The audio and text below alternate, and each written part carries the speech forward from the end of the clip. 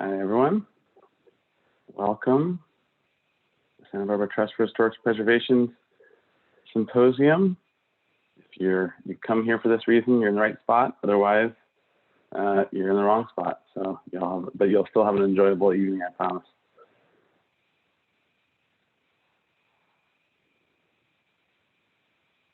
All right. So, I think we'll be getting started in a minute here, but we'll just wait maybe one more minute for everyone to arrive.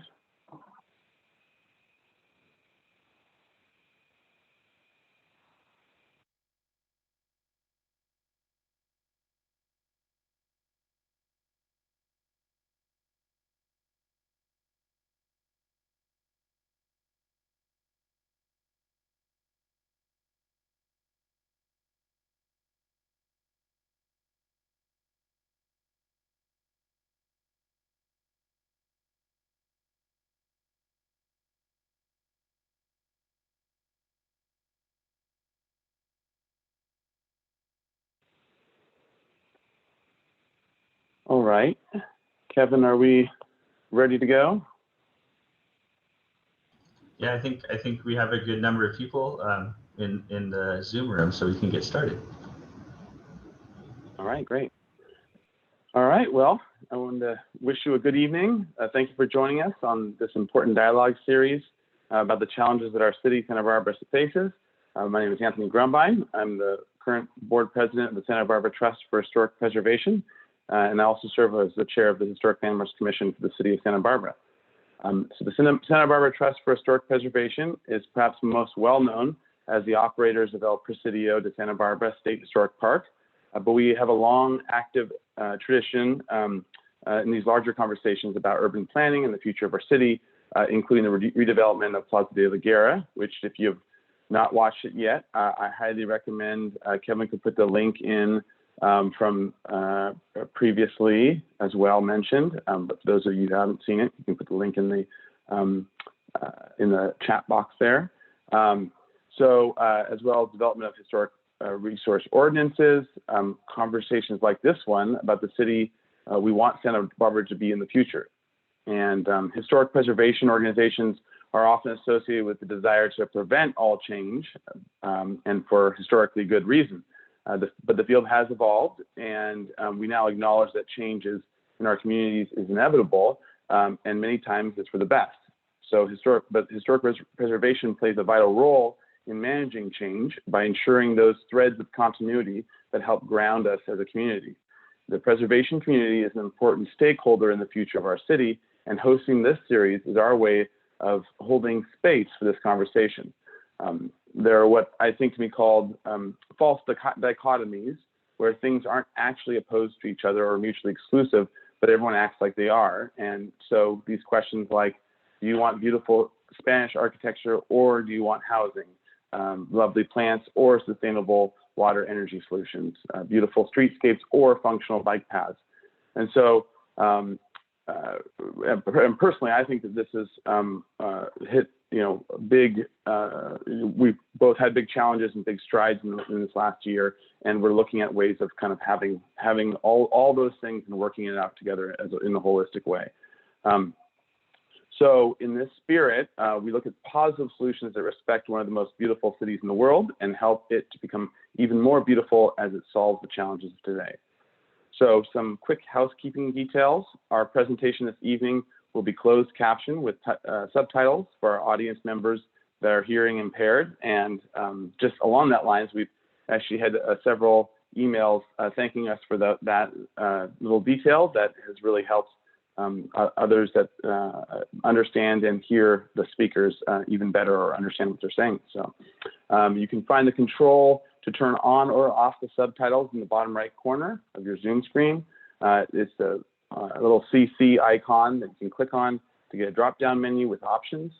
And if you do not see the CC icon, click on the More icon with the 3 dots, and you should see the option there. This presentation will be recorded as well and will be made available at a later date on the Santa Barbara Trust for Historic Preservation website and YouTube channel, and it will also be aired on TVSB at a later date as well. And for those of you who haven't or would like to, especially after this presentation, go back and see the other previous 3 in this series this year.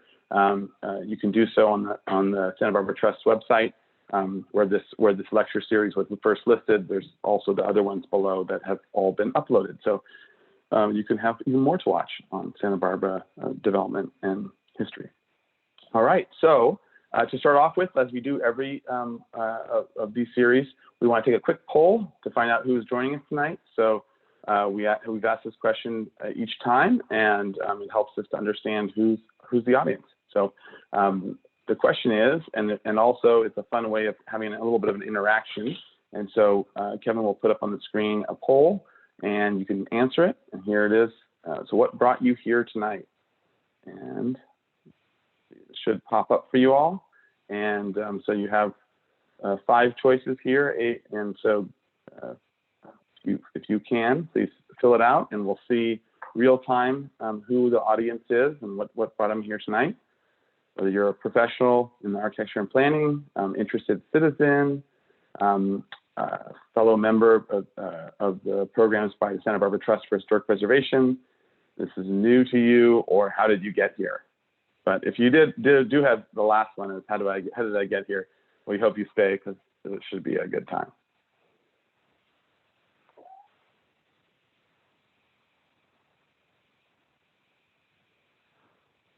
Okay, I think almost everyone's voted. Just one more second here, and then I'll share the results.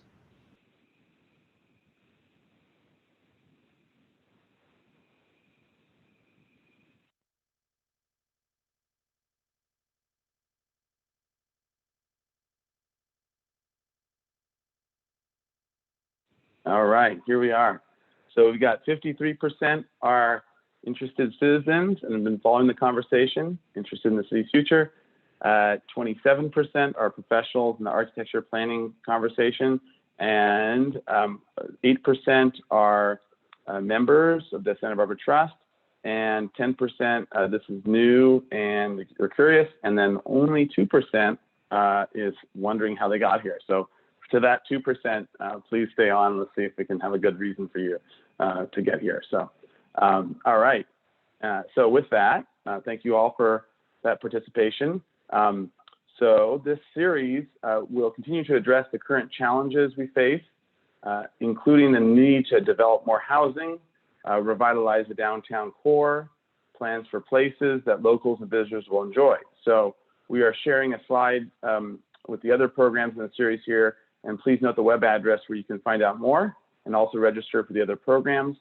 Our next part of the series is yet to be determined in terms of the exact date, but it's probably going to be sometime in June. And that'll be the final part of the series where it will be a group discussion with all a number of those who have participated both as speakers and as panelists in sort of a bigger picture symposium panel. So stay tuned for that. If you aren't signed up, sign up on the Santa Barbara Trust website and keep an eye out for it in the events.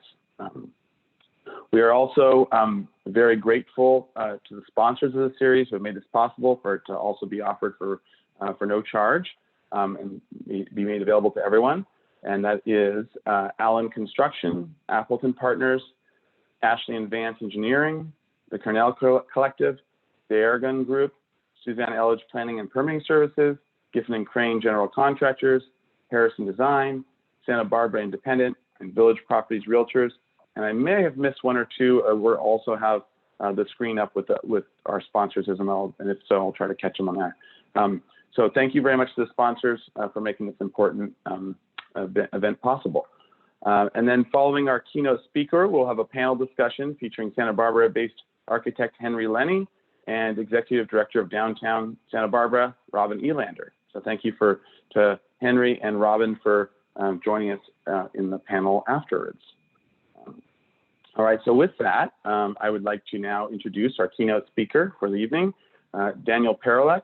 Daniel Parolek is an urban designer and architect, author, and the founding principal of Opticos Design, a B corporation focused on equitable urban placemaking, innovating housing and design policy, and zoning reform for walkable urbanism. Daniel and his work have been featured in many high-profile publications, including the New York Times, San Francisco Chronicle, Next City, Fast Company, the Wall Street Journal, and Curbed. Daniel has championed the missing middle housing movement, which you'll hear about more later on, and recently wrote a book, The Missing Middle Housing, Thinking Big and Building Small to Respond to Today's Housing Crisis, which is now available from Island Press. And as well, Kevin's going to put the link to it in the chat for those of you interested. Highly recommend to take a look at it. And as a thought leader in zoning reform efforts to remove barriers for walkable urbanism, Daniel co-authored the book Form-Based Codes, a guide for planners, urban designers, municipalities, and developers. And with Karen Parolek and Paul C. Crawford, and co-founded the nonprofit think tank, the Form-Based Code Institute. So I'm sure we'll hear a lot more about all that as he goes forward. So with that, Daniel, welcome. And it's a privilege to have you here. And welcome. Welcome to Santa Barbara. Is this your first time here? Virtually, yes. That's what I figured. So thanks, Anthony, and thanks to the Santa Barbara Trust for Historic Preservation for hosting this lecture series and inviting me to participate in it. It's a great pleasure. I was asked in particular to talk about how our understanding and analysis of the built environment and the physical characteristics of the built environment informs our planning, architecture, and our zoning practice. And in particular, or more specifically, talking about this concept of missing middle housing that we created, or I created about 11 years ago, and this form-based approach to zoning, which we found to be a really great tool, I guess, for historic preservation, for placemaking, for evolution of places that communities and the stakeholders really have a strong sort of tie to. And so my presentation today, I'm going to talk first about missing middle, why we need to be talking about it in a place like Santa Barbara, what it is, where to find it.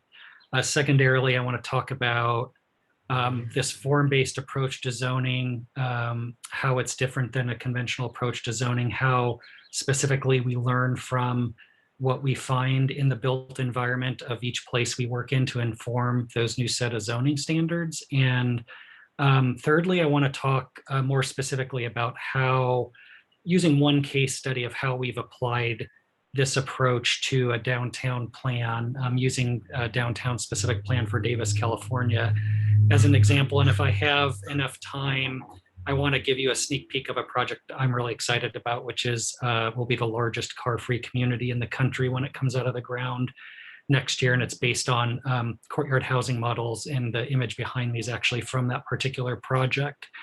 It's really a little bit ironic and interesting to this conversation that both of these topics, in terms of missing middle and the understanding of this broad range of housing types, as well as form-based zoning, the seeds in my mind were planted about 20 years ago right here in Santa Barbara. And right at about 2000, we were hired, one of our very first public sector projects by Santa Barbara County, to create a master plan and rewrite the zoning for Isla Vista, which I know all of you are very familiar with there. And what was interesting as we started getting started on this project, the citizen advisory group, were having great conversations, but they were really caught up in a number. They didn't want any development in Isla Vista to be greater than 18 dwelling units per acre. And we couldn't quite understand what was so magic about 18 units per acre and why they felt 18 units per acre would deliver a great place and good results. And why was it 18 and not 16 or 18.5 or 19?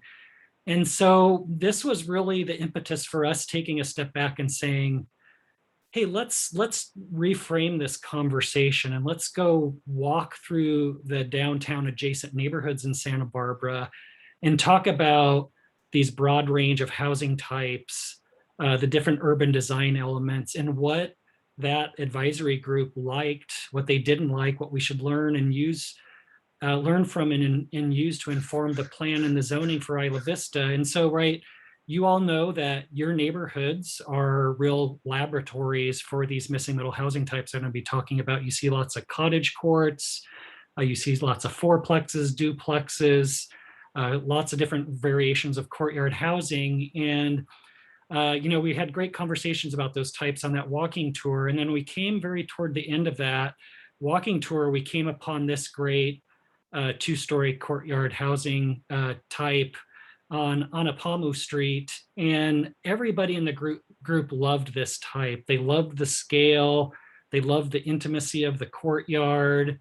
They really liked the way it engaged the street. And so we started talking a lot about it, and I said, well, if we can create a plan and write a new set of zoning standards that can deliver this type of housing, like, would you support it? And they're like, well, of course we would. And this is sort of beyond just the architectural merit of this. And so I had my team start sort of studying this type a little bit more. We measured the lot size, we counted the mailboxes, counted the doorbells, did some quick calculations, and I came back and said, well, this courtyard housing type that you all love so much actually generates a density of 52 dwelling units per acre, which is, over 3 times this density that they felt they were willing to accept. So it completely shifted the conversation away from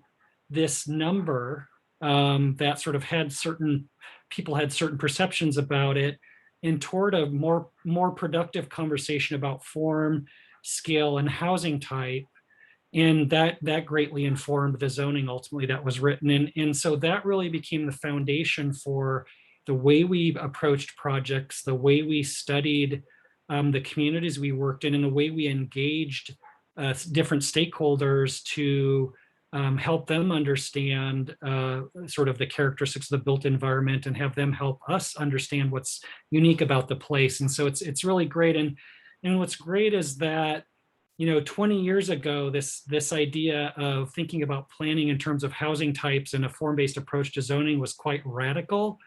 And since then, it was a little bit theoretical, but since then has become a best practice standard, and is being used all across the country. And you'll see that in my examples. And so just jumping into, as a starting point, of what is missing middle housing and why it's so important. And I think what cities and towns across the country, regardless of size, are experiencing is what I call the perfect storm of condition that make it absolutely necessary to talk about these missing middle housing types. So the course of the last couple decades, there's been a dramatic shift in household demographics. Households are getting smaller. We have a rapidly aging population. There's one of the staggering statistics is that 30% of all households are a single person. And we definitely aren't building sort of 30% of housing and delivering 30% of housing that's designed and built specifically to the needs of a single person household. And then just the impact of this rapidly growing sort of a diverse population is going to impact the way we need to be delivering housing as well. There's a shifting demand for walkable living. The 2 biggest market segments, the millennials and the boomers, 1/3 of millennials and 2/3 1/3 of baby boomers and 2/3 of millennials want walkable living. And it's a pretty easy equation of low supply and high demand sort of leads to really high housing prices. And the cost of construction has gone up rapidly in the last 2 to 3 years in particular, but the last 5 to 10 years as well. And I'm using Mr. Potato Head as a little bit of comic relief and to see if you're paying attention. But land costs have gone up, material costs have gone up, labor costs, entitlement costs. And so the Mr. Potato Head is in here so that's part of the reason that the buildings you're seeing built and designed today look more like the Mr. Potato Head on the left, and you kind of are left scratching your head and wondering why there's so little detail and interest in the building compared to the Mr. Potato Head on the right. But it's been really, really hard for developers to deliver housing at price points that are attainable to many households. And so, right, that's a lot of those combinations have led to this rapidly growing affordability crisis that's left many households household cost burdened, which means they're spending more than 30% of their household income just on housing alone. So what is missing middle housing? So this is a diagram that I created in 2011. It's undergone one new revision, but on the left-hand side are single-family homes, which we've done a really great job for planning and zoning and building single-family homes. On the right-hand side are the larger 4, 6+ story apartment or condo buildings, sometimes ground floor commercial, that over the course of the last 10 to 15 to 20 years in particular, we've figured out how to remove the barriers in zoning and planning, and the development industry has responded and is now delivering those in pretty high quantities. But it's all of these housing types in between those, the duplex, the fourplex, the triplex, the cottage court, the bungalow court, that existed in every neighborhood built prior to the 1940s, but based on the layer after layer of barriers that we've put in place since then, there's just been very, very few of these housing types that have been delivered. And so the definition that we use for missing middle, if you're gonna sort of have one really good takeaway, is that missing middle housing are house scale buildings. And that's really important, that the scale of these missing middle types is very comparable to that of a house with multiple units in a walkable neighborhood. And I created the concept in 2011 for a publication for the Smart Growth Network. We launched missingmiddlehousing.com in 2016 because the demand for information about this concept was so strong that we wanted to deliver that free resource online.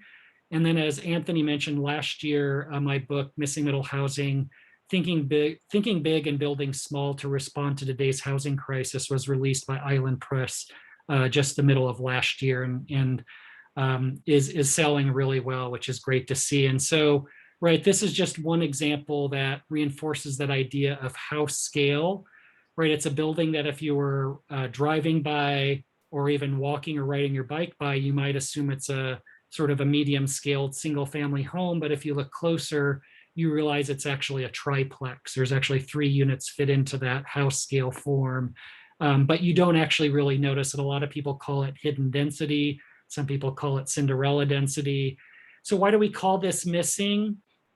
Less than 10% of all housing units produced between 1990 and 2013 were this missing middle scale, which we usually classify as 19 units in a building or below. And you can see from this table that we created for my book that there's really been a pretty steady decline since the early 1980s in the percentage of housing being delivered. What percentage of the overall housing is this missing middle scale? So this is why we call it missing. And it's what's interesting about this is, prior to zoning being put in place in the early 1900s, you could actually open a Sears and Roebuck catalog and have these missing middle housing types, whether it be a 4-plex or an 8-plex or even sometimes a 12-plex, sort of delivered to your curb in a large container. So we've come a long way in the wrong direction for the delivery of these housing types. It's called middle for 2 different reasons, and it's middle in 2 different ways. First and foremost, and most importantly, it's related to that middle scale that sort of resides really comfortably between that single family home and the larger buildings, and talking about those typologies that exist. And when we're talking about scale, it's not just height that matters. We found in our planning and our zoning practice that it's the width of the building along the street the depth of the building into the lot, as well as the height, that really matters in terms of thinking about compatibility and a really sensitive approach to infilling. And, that sort of sensitivity to scale enables it to be applied really thoughtfully in a lot of different planning applications. And this is just a quick study we did for the city of Berkeley, which is my hometown, for the North Berkeley BART station, which is currently a large parking lot, to show how you could have larger sort of 5 to 7 story buildings at the center of the site around the station, and transition that down to 3 and 4 story scaled missing middle buildings at the edges to have a better interface with the adjacent neighborhood, which is a mix of missing middle and single family homes. And we were actually able to demonstrate that we could easily achieve the minimum density required by this recently passed AB 2923, which had a minimum density of 75 dwelling units per acre. And we're actually able to achieve 88 dwelling units per acre with this more thoughtful and sensitive scheme that weaved its way into the existing fabric. The second way that the missing middle is that these types have historically, and if they're delivered thoughtfully today, can deliver affordability, or sometimes what we call attainability, to middle income households. And we created this diagram to show how the missing middle fits into the broader affordable housing conversation. And what I tell cities, it just needs to be one of the many tools a city needs to have in their affordable housing toolbox. Because on the left-hand side, there's absolutely a need for capital A affordable that needs either local, state, or federal subsidies to make the housing attainable to houses with median incomes, usually about 60% of median income or below. On the right-hand side, you have the need to increase the supply to take a small dent out of increases in prices, whether it be rent or for sale. And then right in the middle, it's missing middle housing being delivered without the subsidies and delivering affordability or attainability by design. And that's really where it resides in the affordable housing conversation. And so where do you find these missing middle housing types?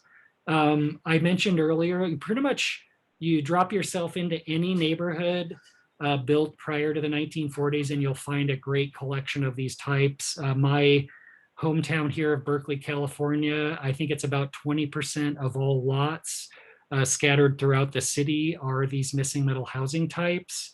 I have often joked that I'm gonna put a helmet cam on my bike helmet, and on my way to work every day, take a different route into the office and do a guided missing middle housing tour and record that every day to show the real depth of missing middle that exists throughout the city of Berkeley, right? Larger cities in California, like a San Jose, also has a great mix of these missing middle types. We just started a great project that they call opportunity housing for the city of San Jose to help identify where they should prioritize the application of missing middle, right? Central California, San Luis Obispo has an amazing collection of these missing middle housing types. And then obviously Santa Barbara, just a really great laboratory and a lot of lessons learned and things to learn from the neighborhoods surrounding your downtown.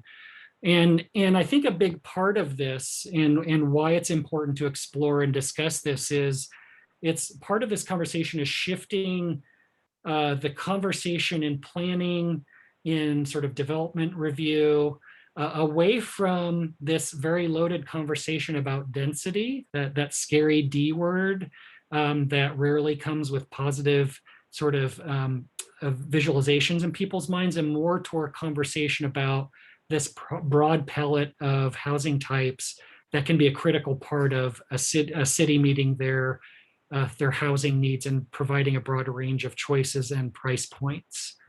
And so this is not new to us, just reinforcing before this is 20 plus years of research and application. And a lot of that research and lessons learned were distilled into the Missing Middle Housing book. And so for each of these housing types, and this is just one example of the courtyard housing type, which is just such a great sort of regional example for Santa Barbara, is right, there's a lot of metrics that go with examples of these that we've documented. In this instance, it's actually an alley loaded version. and where you can actually output a density based on understanding of this, or you can understand, well, how much parking can this actually include and still achieve the intended and desired results, and how does the unit size impact sort of those output in terms of metrics. And we also, for each of the types, sort of did the same analysis and documentation of front-loaded versions in case there are not alleys within a community. And so what's super exciting about this is the missing middle housing. It's kind of gone way beyond just being an idea that a planner or an architect will get excited about, but it's actually become this movement internationally, which is super exciting for us to see and for me to see. But there's now 2 different states that have missing middle oriented legislation. In 2019, the state of Oregon was the first that adopted Housing Bill 2001 that enabled triplexes citywide on all residential lots. Nebraska, my home state, actually followed in 2020 and adopted a missing middle housing act that does similar throughout the state of Nebraska. I was excited to see that Planetizen chose the Missing Middle Housing book as one of the top 10 planning books of 2020. It's great to see that. I love this quote that few causes of planning reform from recent history have succeeded so thoroughly at adoption into law of the land as missing middle housing. So it's just a really great, I get really excited every time I read that quote from the book review. Different planning entities like the Sacramento Area Council of Governments adopted missing middle housing as one of the tools in their housing policy toolkit to deal with housing in that region around Sacramento. Places like San Diego County are using missing middle housing as one of the tools in their affordable housing strategies. Just a lot of different ways. And I love this.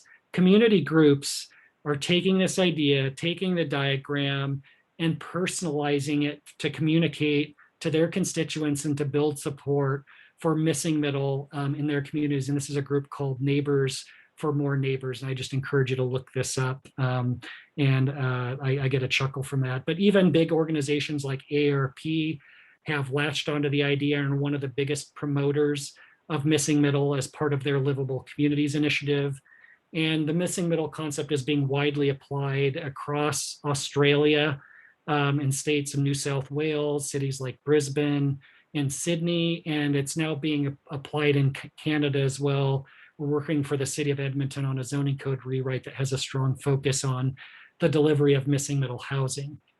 So secondarily, I'm going to talk here about sort of more of a place or form-based approach to zoning that focuses on the delivery of great places. And for us as a firm at Opticos, I started Opticos 20 years ago. This is really about creating zoning that reinforces and creates people-centered places. That's really the foundation for us. And just the fact that most great places, including those in Santa Barbara, were developed prior to zoning being implemented. And zoning never really was an effective tool to deliver good walkable urban places, good neighborhoods. And I call it an out-of-date operating system. It's a 100-year-old operating system that's seen very little change. And that was one of the impetuses for us to think about this place-based approach and look at sort of the DNA of each individual communities and write zoning standards that reinforce that. So we have analyzed and fixed, repaired hundreds of different zoning codes. And there's a set of common challenges and issues that we see. Just as one example is that most zoning codes don't see the differences between these two types of buildings. And I think all of us here on the call would agree that the building on the right is definitely not the same as the building on the left in terms of being a good neighbor or reinforcing a sense of place, even though, right, the zoning looks at it and it says, hey, it has the same front setback, it has the same height, it probably has a similar density, so it should look like that building next to it, but we know it doesn't. And so we should write a set of zoning standards that can identify that and shift away from these metrics that don't effectively deliver high quality placemaking. And so, right, we talk about sort of a shift away from the use of density and shifting to form and scale and building type.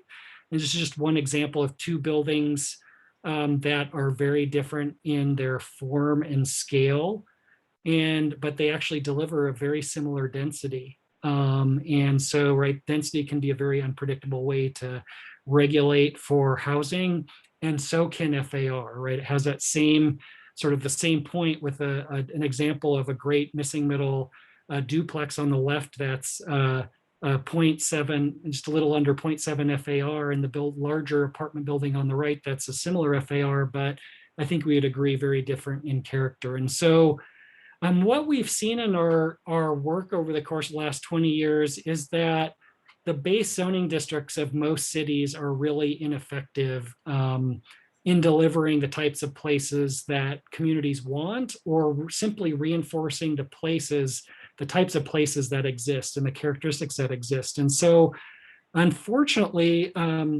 what cities have done is they have added, instead of fixing the foundation, they've added layer after layer of additional regulations on top of it. So it's created this extremely complex, hard to navigate, hard to understand system that just makes zoning codes somewhat impossible to use or to understand, or really unpredictable, both for community members as well as for developers. And that's often why you see your design review committee members and city councils like in meetings to midnight or 1 a.m. Pretty regularly. So part of our process is collapsing all those really well-intended layers into a new set of form-based zoning districts. And the other issue that we see is that this density-based system typically assumes that high density equals a big building. And so we found example after example, like this really great 2-story courtyard apartment building in Sacramento that is the missing middle scale, but actually generates a density of 80 dwelling units per acre. And I can tell you that you could pick up 100% of general plans or zoning codes in the state of California, other than the form-based ones. And every single one of them that sort of has a designation of 80 units per acre is not thinking about a cute, quaint little 2-story missing middle building. It's thinking about a large mid-rise or high-rise concrete structure building type. And so it's really interesting. And I think we've also seen that zoning codes just don't have the ability to recognize the really the complexities of the context and adjacencies in the way that we're able to do in a form-based or place-based approach. And right, just looking at a screenshot of your downtown and the many different conditions, the different transitions, the changes in form and scale and uses, relationship to open space, civic buildings, right? All those really come into play when we're thinking about effective zoning and form-based zoning. And so really our idea here is shifting to a 21st century operating system based on form and scale. And at the most simple sort of idea, it's like just very simply thinking like, where do you want small buildings? Where do you want medium scale buildings? And where do you want large buildings? And that becomes a really good foundation for an approach to understanding place and how zoning can be effective in protecting, evolving, or transforming places. And so we do an extensive analysis, and it's both qualitative, which is really important, and quantitative. I think it's a lot of cities get caught up in quantitative of spitting out a bunch of numbers and assessing the numbers without understanding the qualitative aspects of a built environment. And so that analysis becomes the foundation for the new set of zoning standards. And we even get really specific and do sampling for targeted areas. We might take 1 block or 2 block. That's a really great example of what type of urban pattern we're trying to replicate.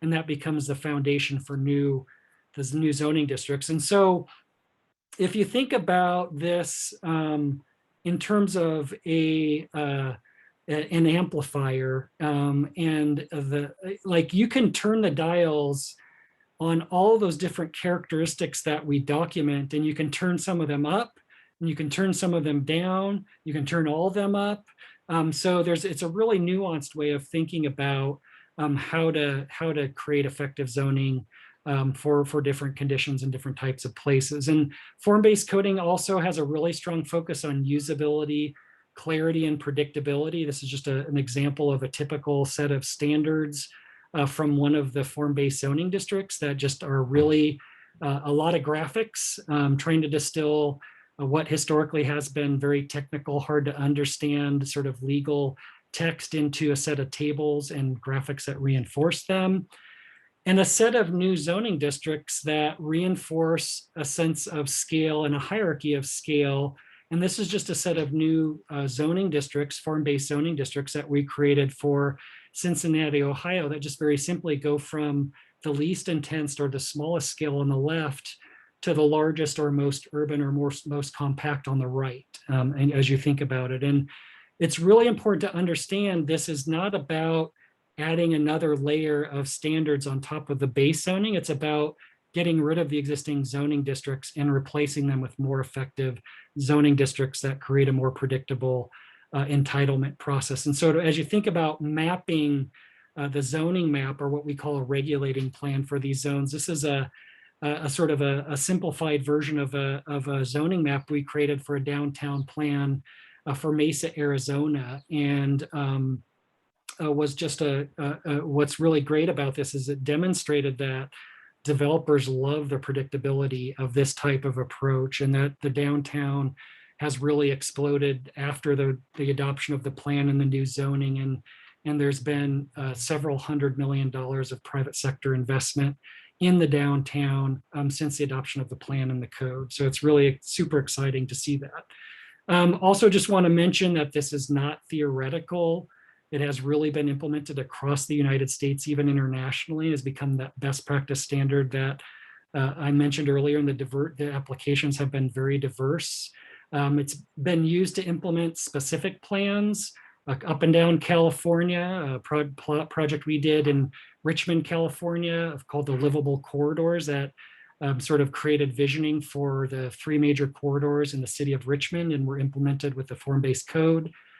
The downtown specific plan for Paso Robles, closer to your neck of the woods, we actually partnered with Mullen Paul Zoides. I know Stefanos was the previous speaker, and it was one of a really fun process where we tackled the entire gridded area of Paso Robles in one planning process, in one plan, and in one form-based code. And just a document I sort of suggest that you pick up and take a look at. Doing a similar in downtown Oakland at the bigger end of that urban and compact scale, learning from the patterns there.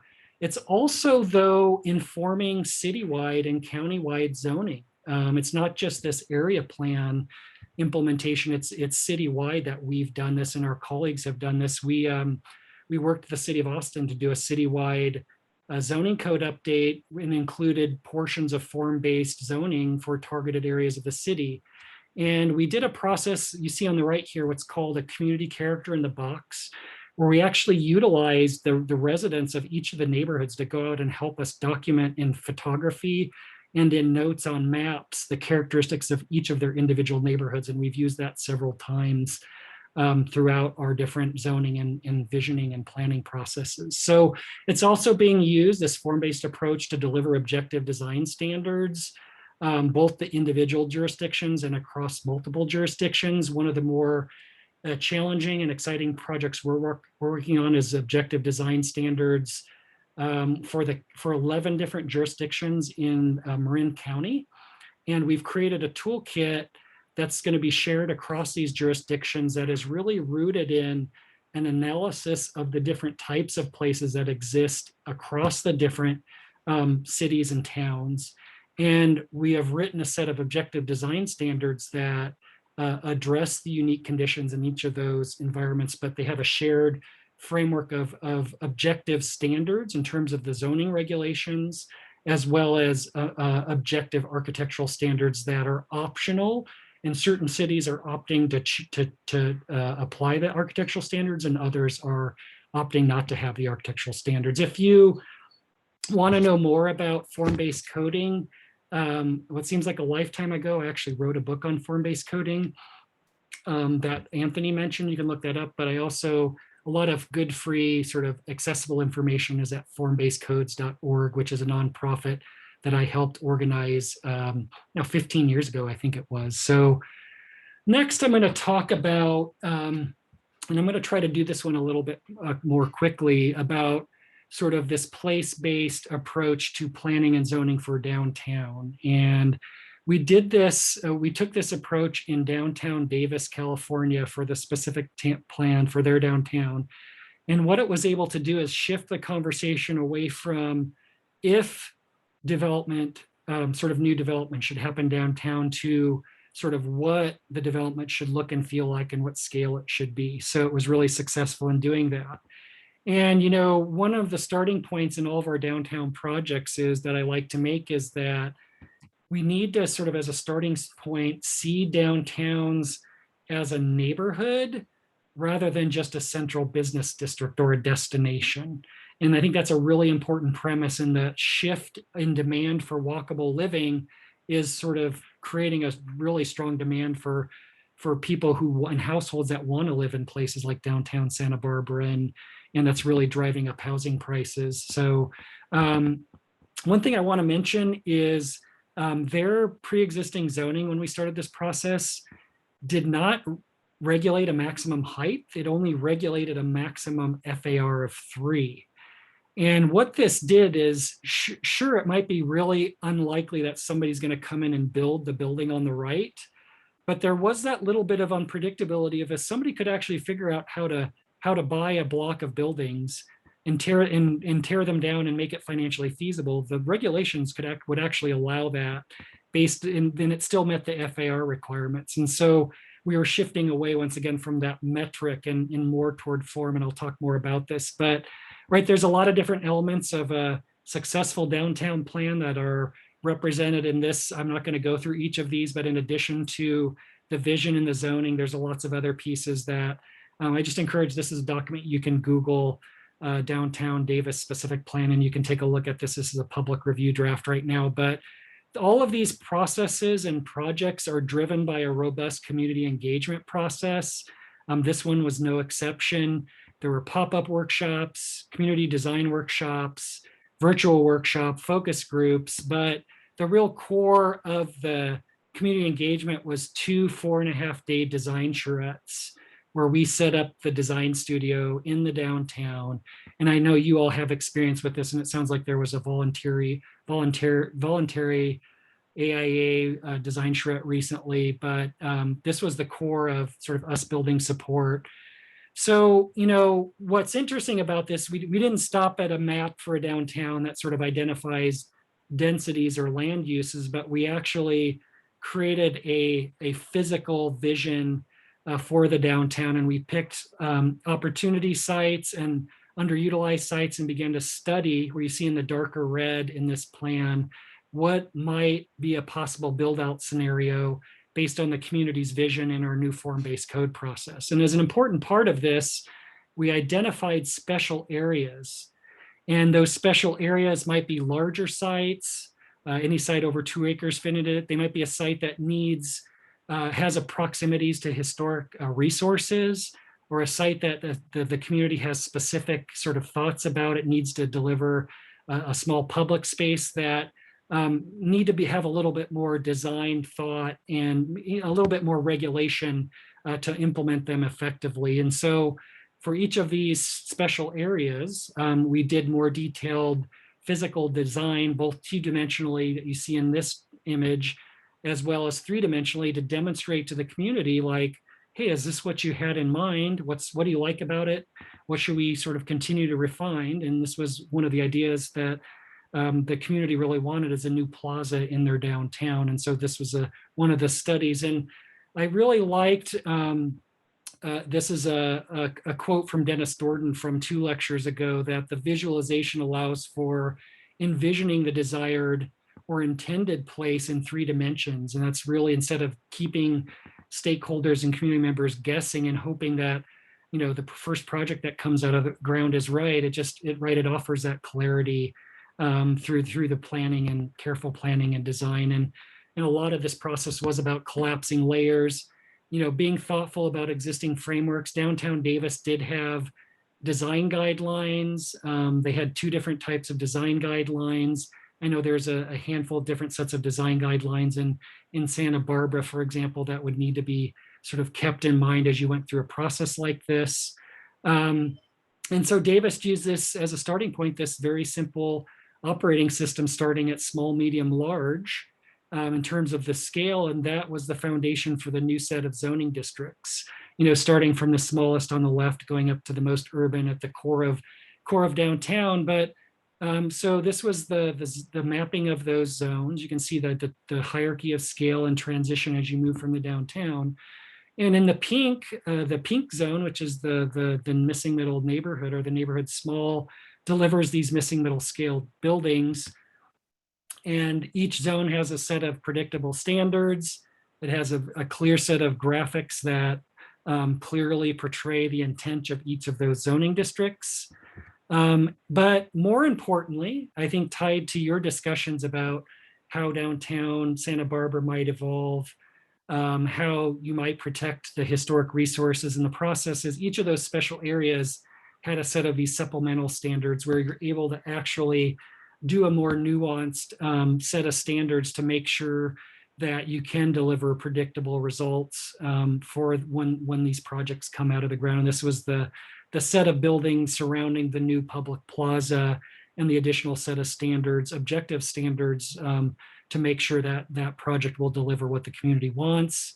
Right, it has supplemental standards for massing and setbacks, facade articulation, as well as, in particular, this one has specific supplemental standards for proximity to historic resources. And so we were really thoughtful about, is that new building adjacent to a historic resource? Is it across the street? Does it back onto it? And how, based on those different conditions, should the building respond to that historic resource? Just a few other important elements to close up this piece related to a robust and successful downtown plan, right? Parking and a transportation demand analysis should be an important part of that conversation and planning. This particular community of Davis wanted sustainability to be a driving objective of this downtown plan, and even things like a geothermal system under the new town plaza to heat and cool this district to make it a model sustainable district in all of the United States. Kind of really exciting elements. We worked with Doug Farr and Associates on that piece, as well as just making sure there's an emphasis on the public realm as well as the private realm. And what I like to say is these illustrations that we do aren't just pretty pictures, but they're illustrating the policy intent in a way that community members can understand the different aspects of the policy intent. So I'm going to flip through this quickly. I wanted to give this sneak peek at just one example how we're using a thoughtful, climate responsive approach to a developer project that we're working on in Tempe, Arizona, called Cul-de-sac, and I didn't name it, but it will be the largest car-free community in the country when it comes out of the ground next year. It's fully entitled. The site grading just started happening this week. But you can see on the left here a vision of the main plaza and the sort of the form and character. It's very unlike anything urbanistically that has been built in the Phoenix region, but it's desert responsive urbanism, as well as desert responsive building types and architecture. So this is just an example block that delivers a network of internal block courtyard spaces with the thoughtful placement of the buildings, just an overarching view of the urbanism from a bird's eye view, just to give a sense of how different and sort of desert responsive that this pattern, informal, the pattern's going to be. The courtyards, the image that's behind me now, that are going to foster the strong desired sense of community that both we and our projects and the developer really wants to deliver.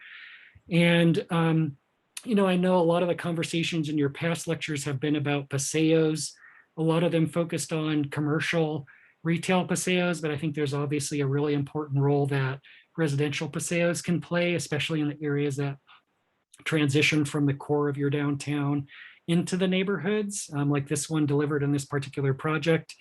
And what I like about this is it's not just car free, but it's also mobility rich, and It's they're utilizing technology and creating partnerships with a lot of mobility companies to do on-site car share, reduced price car share memberships, scooter share memberships, on-site delivery. So it's really fantastic to see this. And I love this quote from Curb that just talks about it being the future of safer, more sustainable neighborhoods, and obviously very pedestrian driven. There is a demand, such a demand for this, that there's 3,000 people on a waiting list for 100 units in the first phase of this project. So really exciting to see that demand. A few takeaways.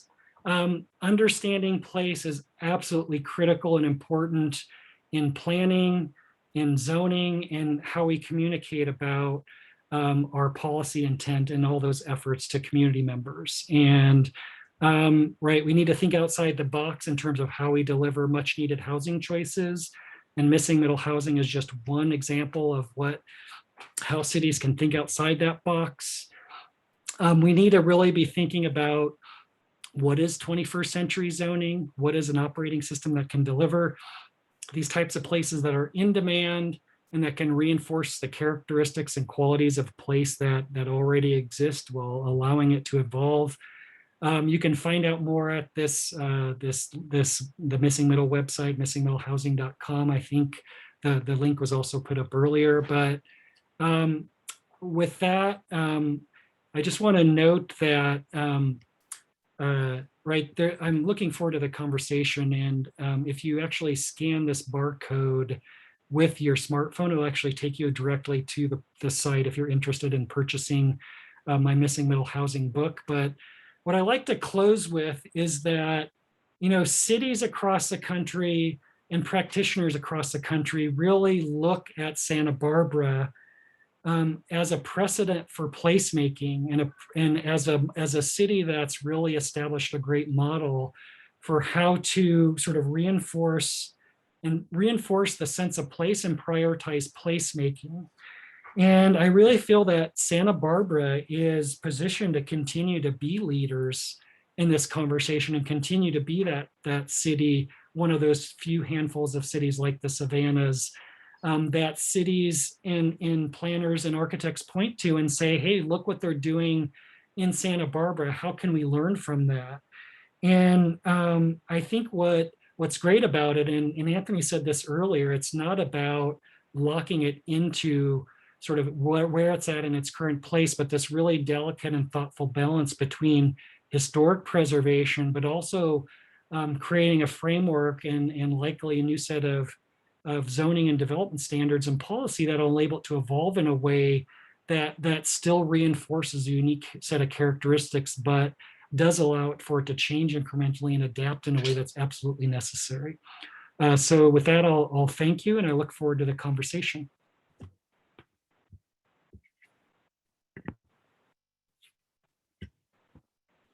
Great. Well, thank you very much, Dan. Yeah, it was a great presentation, and it's a pleasure to have you here. So why don't we open up with the other panelists as well, and let's get the conversation going, the symposium continuing here. So I'll do a quick little intro for both of our panelists.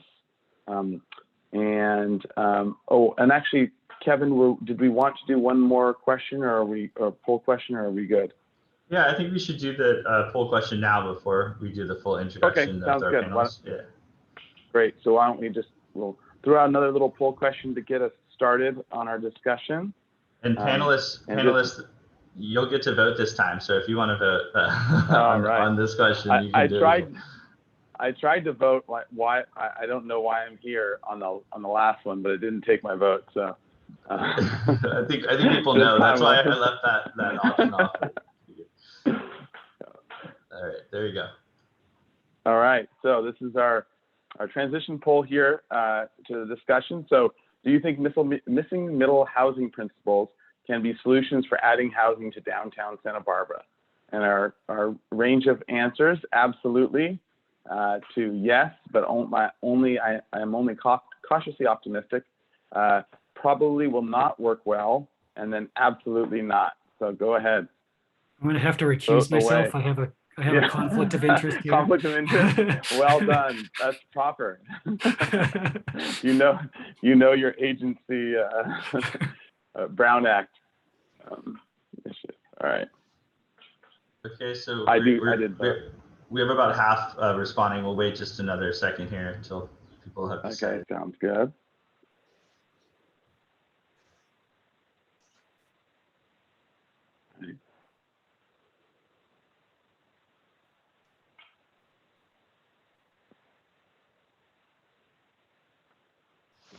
All right, how are we doing? Oh, and actually, in the meantime, what I'll do, I will do a quick intro for our panelists that are joining us. So we have Henry Lenny, our architect of Henry Lenny Design, and as well we have Robin Elander. And just to give a kind of a quick intro for both. So Henry Lenny, for those of you who don't know him, he is from Guadalajara, Mexico. But he has been working and part of the Santa Barbara scene for many, many years. He was on Historic Landmarks Commissions for 22 years, has done buildings, bridges, everything in Santa Barbara, you name it, he's done it. And then as well, he's actually done work across the country and around the world, including Las Vegas, Beijing, Mumbai, Paris, London. So Henry has a wealth of experience all over, but also especially in Santa Barbara, and an incredible designer. So thank you very much, Henry, for joining us. Thank you. And all right. And then as well, Robin. So Robin was with the city of Raleigh, North Carolina, the city of Ventura, and then before coming here, and she's the founder of Global Good Impact Consulting, a Santa Barbara-based company dedicated to building empowered, thriving communities and bringing new ideas to scale. Including those of you who might know the Impact Hub, also now it's Kiva SB, and she was the served as the executive director for Summer Solstice, and which I'm sure many of you know about and how big of a scale that is, and is the current executive director for the Downtown organization. So thank you very much, Robin, for joining us, and yeah, absolutely. All right, so with that little intro, let's go to our poll.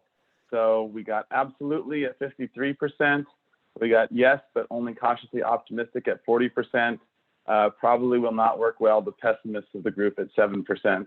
And then 0 for absolutely not. So at least we have no absolutely notters. So we'll see how the discussion goes from there.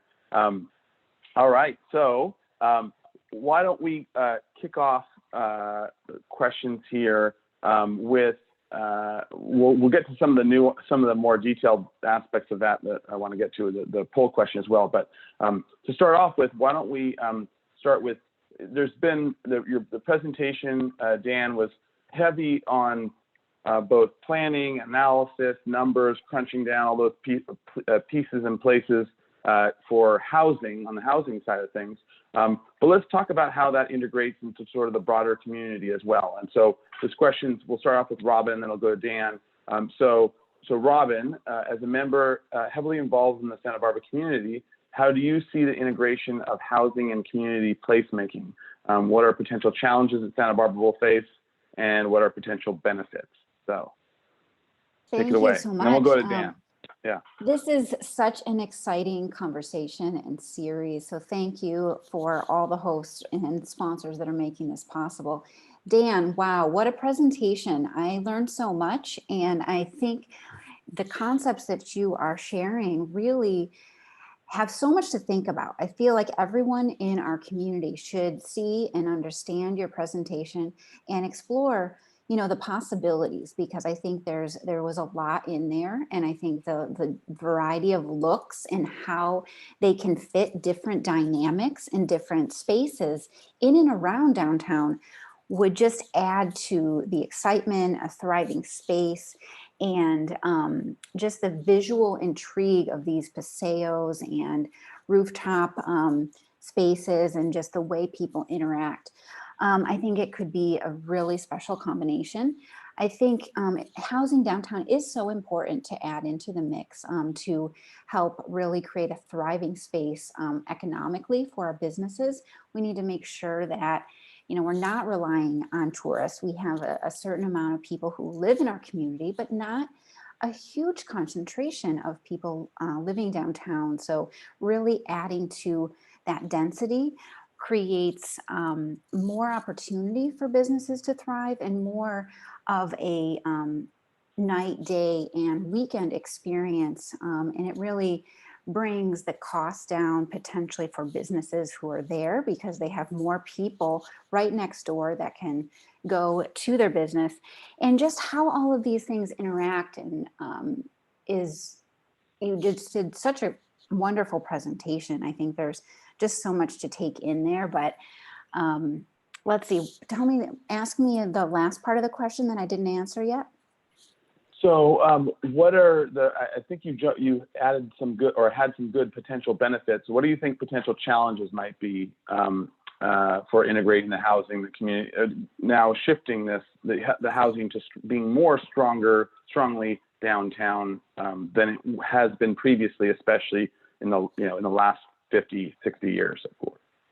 Sure, absolutely. There's a lot of things to think about. So services that support those potential developments, but also how many more people really are affecting the downtown space. So we would need, additional cleaning services and, trash and recycling, cleaning, that type of thing on the regular. I think that there's a lot to think about in terms of the way the existing parking structures are utilized and how housing and building projects can utilize the existing space, but how we can bring in more of those kind of, I like the way you described it, car light opportunities. So things like zip cars and, we have this new shared bike program. I think those things will be an absolute necessity to make this all kind of come together. All right, great. And then to Dan, and maybe sort of to point the question a little stronger in one particular way, can you talk about how housing, housing, and that's been the core discussion, but really for Santa Barbara, what we're really talking about is not just housing, right? There's housing, but there's downtown revitalization, there's an economic certain things and shops and all that, but there's also public spaces and what are the civic and the entertainment and all those other things that happen that aren't necessarily housing per se. So how do you see those relate as well with the principles that you're outlining in your housing, sort of in the missing middle housing discussion? Well, I mean, I think the great thing is your downtown has a lot of already what it needs in terms of being a complete place.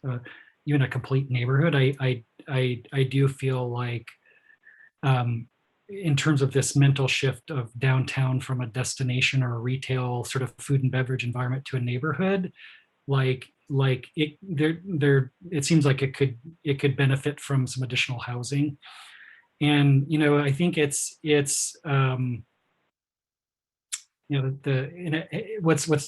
has one of my favorite buildings of all time, which is the county courthouse, which is like one of the most amazing. So it has that civic element, it has the retail, the services, and I think that obviously doing it thoughtfully, and I think where there's, not to overuse the term, but there's also often a missing middle in terms of the transitions from a downtown, the core of a downtown, into the neighborhoods.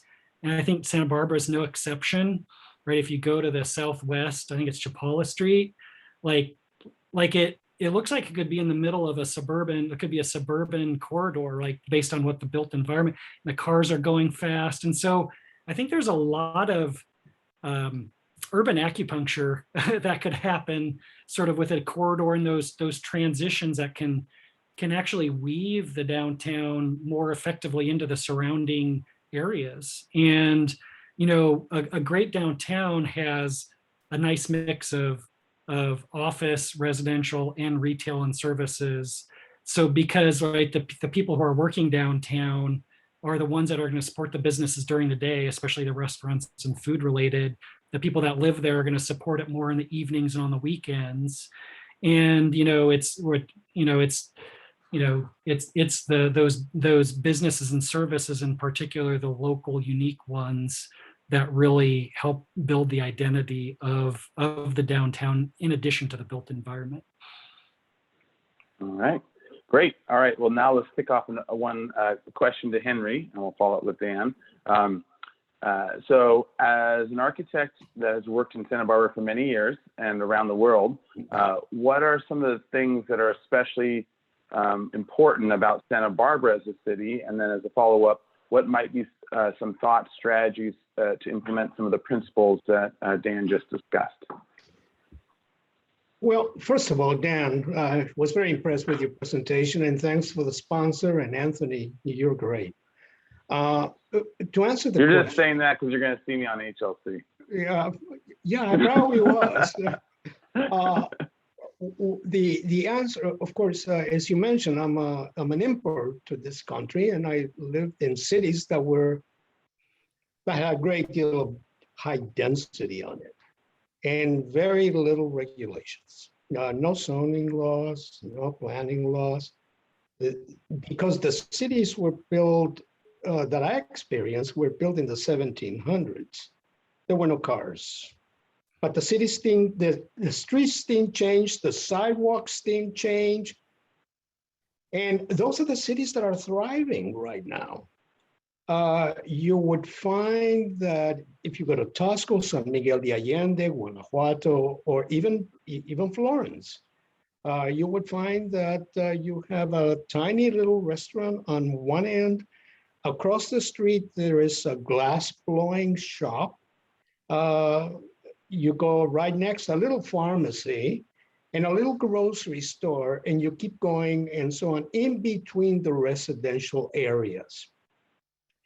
And it wasn't a tourist town, but the downtown, what we call the neighborhood, was filled with people, the local people.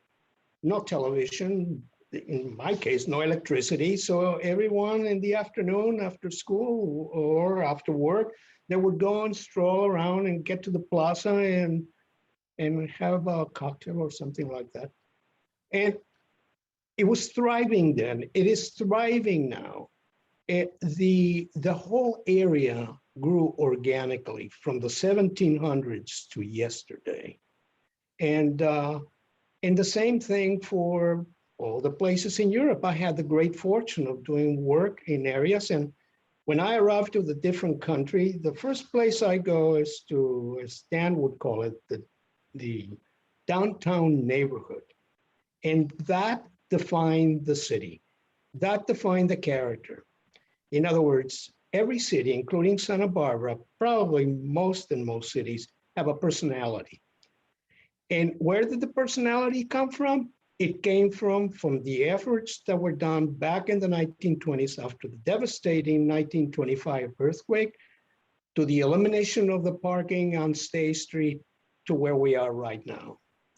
Now, as you mentioned, Anthony, things change, culture changes, trends of retail and housing changes.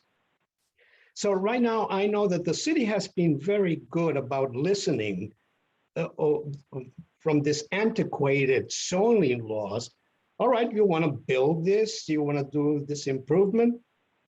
Oh, you don't have any parking. What do we do? Parking should not be the thing that drives development.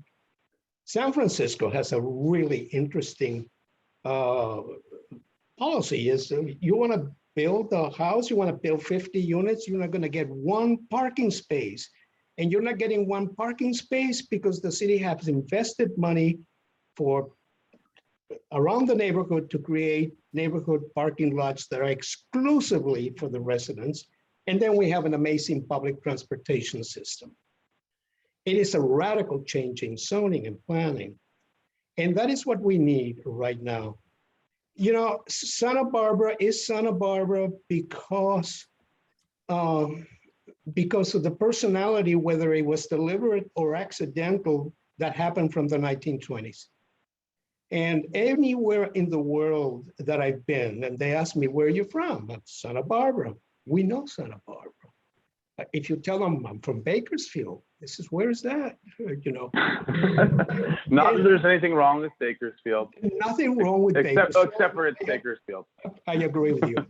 But the interesting thing is that we do have a personality. We do have a character that must be preserved. And how do we preserve it? By reinventing ourselves, but not forgetting the past. Whatever we do today is going to establish what our city is going to look like tomorrow. And we have a great responsibility as urban planners, and architects have a great responsibility. I never stop thinking of the fact that whatever I design today, hopefully will be there in the next 25 to 50 years. And my building, my design is going to either contribute or destroy the character of that one block, and the block makes the neighborhood, and the neighborhood makes the city. Those are the elements that we continually have to think about. Otherwise, like many other communities, have lost it. And I think that's why we don't sleep at night, right? Yeah, sometimes I don't sleep at night. I keep thinking of the buildings that I did on Gutierrez Street many, many years ago when I was young. The 80s, it was a bad time. Very bad. And every time I go by Gutierrez Street and I see that building, I keep praying that someone would buy the property and demolish the building. And I did it. I destroyed a neighborhood. And that's the sort of things that we have to think about and be very careful towards the future. All right, so that's I think very good and serious in terms of that thought. So let's jump from that into the question of historic preservation. And I think there was a very good question in the chat here, and I'm going to pull it up because I think it is a very fair and very right question that we need to ask and wrestle with. And actually, that's just the character of downtown. I think it's Richard Clausen asked this. So he says, right now we have a prevalent argument that development should be focused on our historic downtown following a skyscraper city model. There are land cost justifications and live-work arguments. How can form-based planning mitigate overly tall structures in a low-height old town? Now, I would want to, adjust that a little bit.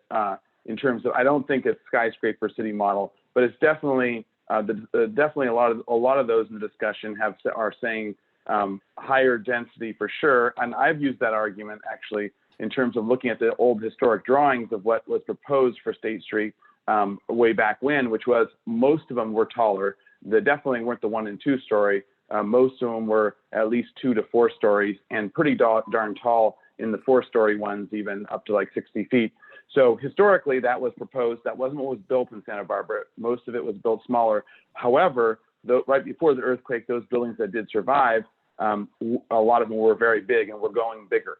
So the idea that originally it was meant to be bigger, but then it wasn't bigger, it wasn't built bigger, it was damaged and built smaller in a certain sense. But that is the actual character of Santa Barbara as well. That's the counter argument. It's like, it is the historic Santa Barbara from 100 years ago is the 1, 2, and then some 3 and 4 stories. So while I don't think skyscraper is the right terminology for it, but going 4 stories or 5 stories as these big buildings are, how do we wrestle with that? How do you answer that in terms of strategies for keeping both this historic 1 and 2 story character at some places while still bringing in housing and bringing in that downtown core, which you showed some examples of, Dan. And so why don't I let Henry take a shot at it, and then as the local and the resident local, way more than my years of HLC, and then Dan, if you can take a shot at that question as well. Well, to answer that question, one of the things that makes Santa Barbara really special is some of the principles of design. Contrast, variation, light, shadow, landscaping, and so on. I have given examples of the experience of Santa Barbara when you go from 1-story building to 2 stories, suddenly this is a 6-story building, and then it drops back down to 2 stories and then 1 story. And if you look at what is happening on Figueroa Street, the 1920s building, which is enormous, is very tall, but in a way it's an anchor. And the way the building is articulated, the way it fits in with some of the adjacent buildings, is this whole issue of compatibility. There, not only does it need to have contrast and variation horizontally, but you must also have contrast and variation vertically. And I can give you some examples of city, which I won't, in which they're all 2 stories. For as far as the eye can see, is hell on earth. It's so awful that you don't feel like a human being living in a community like that.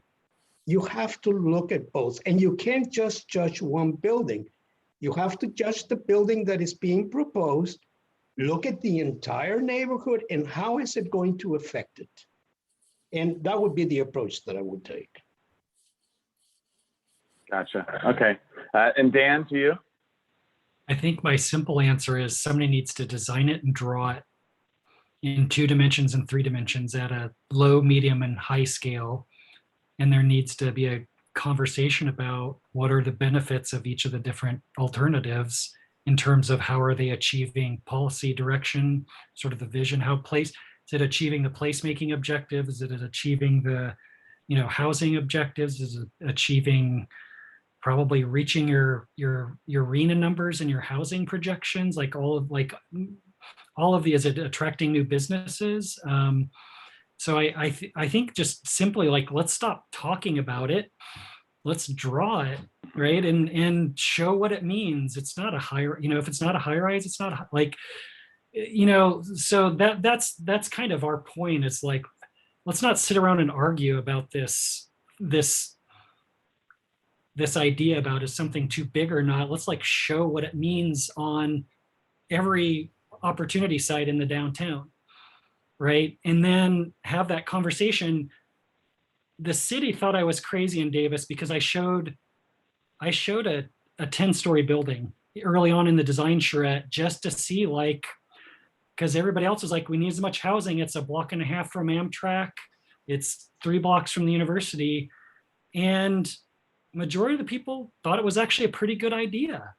And no, it's really about testing ideas, understanding the benefits, the trade-offs, the impacts, having that conversation, different stakeholders, community members, and then making the decisions. It's not helpful to, density's bad. Well, what is it about? Back to the impetus for this idea is what is it about 18 units per acre were they so scared about?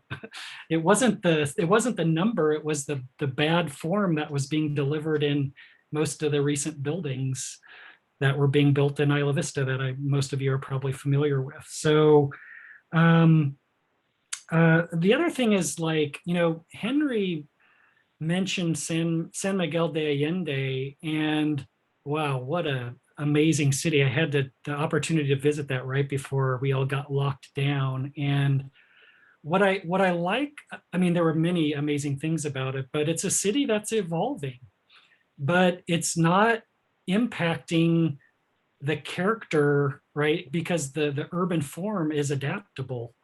Right, every 3 or 4 buildings on a street was being gutted and or completely restored and transformed into a restaurant. It used to be a residential unit. So it's I think that's part of it is these traditional patterns were able to evolve and adapt to accommodate different uses, go from 3 units to 5 units, go from 5 units to 3 units, organically over time in a way that the current, a lot of the current patterns can't. So I think that's what I'd say. And I would, if I could just respond to one question I saw in the chat that I think is a really important one. Yeah. It was a question related to how do you respond to the term missing middle being utilized primarily as a term that means middle income housing? And what I would say is you need to sort of push hard back on that. Yes, missing middle housing can hit missing middle price points, but we need to shift the conversation first and foremost to form and scale and type. and just tell them to Google missing middle housing or go look on Wikipedia at missing middle housing, and you'll see the definition, which is the form, the scale, and the types. And it's important to take that conversation back. And it's not that it's not important in terms of the income levels, but that's in addition to delivering attainability at a variety of different income levels. A large majority of community members are also as interested, or maybe more so, in what's the scale of that building going to be like if it's sitting next to my house or on the same block as me. So I think that's I think it's important to take control of that terminology and the use of that in a community in a productive way. All right, great, thank you. So I want to jump to one more question on State Street, and maybe this will be for Robin and then Dan. This is a question from Fred Sweeney, who says, would someone comment on the issues of having an historical, very long retail street, State Street, that now cannot support itself? And that is a very interesting, question when you look at that. It as a form, generally speaking, most cities aren't these extremely long, because they usually sort of stay a little bit more grouped into a tighter mass, right? But State Street is extremely long, and shopping retail has been the main thing. So first, Robin, what are your thoughts on that? And then we'll go to Dan. Really good question. Retail is changing. The sphere of doing business in general is changing, but I think that it's all about creating neighborhoods within the downtown core. So we have all of these different neighborhoods, Presidio, we have the Arts and Theater District, we have Sevilla Square, we have others, but it's about branding those and creating kind of clusters of activity. I think that's a really important thing for consideration. And then also housing centers within each of these different areas. Thinking about just the various types of spaces, they're large, long spaces in some cases. What can they be, broken up into different multiple businesses within a space, or, different types of things. And also thinking about making sure that people are able to compete, and creating, circular economy systems so that there's a lot of opportunity for businesses to compete. So I think there's a lot to think about there. And I think also, what is strangely interesting is many of our vacancies are on the west side of State Street, which happens to be much shadier in the afternoon. And I think thinking about, which businesses make more sense to be on that side, and how they can interface with the different space. And also when we build these new spaces, how that kind of fits into the mix and supports. We have a few blocks that don't have restaurants. And so restaurants do support retail. And so having, the interspacing of these different types of uses is really important to the overall mix. And I think there's just so much in flux with the way our downtown is used and also can be used. It's an exciting time to explore what are the opportunities that we can create out of this. All right, and to you, Dan. State Street, just chop it in half.